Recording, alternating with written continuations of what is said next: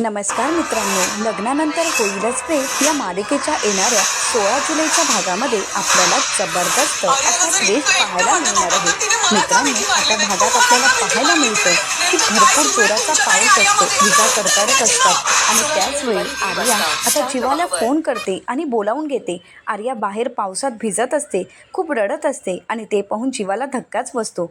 जीवा आर्याला विचारतो, काय झाले आर्या? आता आर्या काही न बोलता जीवाच्या मिठीत कुशीत शिरते आणि खूप रडू लागते. त्याला घट्ट मिठी मारते. परंतु त्याच वेळी आता जीवाच्या मागोमाग तिथे पार्थही पोचलेला असतो आणि पार्थ पोहोचताच जे दृश्य पार्थने पाहिलेलं असतं ते पाहून पार्थला धक्काच बसतो. आता पार्थच्या गाडीची लाईट ज्यावेळी जीवा आणि आर्याच्या चेहऱ्यावर पडते त्यावेळी मात्र आर्याने जीवाला धक्काच बसतो.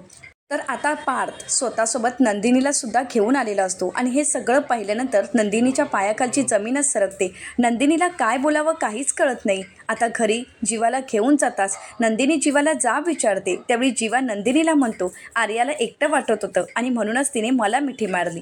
तर आता नंदिनी जीवाची कॉलर पकडते आणि म्हणते, जर आर्याला एकटं वाटत होतं तर तिने मला मिठी मारायची होती, मला सांगायचं होतं. तिने तुम्हालाच फोन का केला, तुम्हालाच तिने का बोलावलं आणि तुम्हाला का मिठी मारली? नक्कीच जीवा, तुमच्यामध्ये आणि आर्यामध्ये काय चालू आहे? असं म्हणत आता नंदिनी जीवाला जा विचारते. आता नंदिनीने आपल्यावर संशय घेतलाय हे पाहून जीवाला धक्काच बसतो. परंतु नंदिनीच्या या प्रश्नाचं उत्तर जीवाकडे असेल का? जीवा नंदिनीला या प्रश्नाचं उत्तर नक्की काय देईल हे पाहणं अतिशय रंजक ठरणार आहे.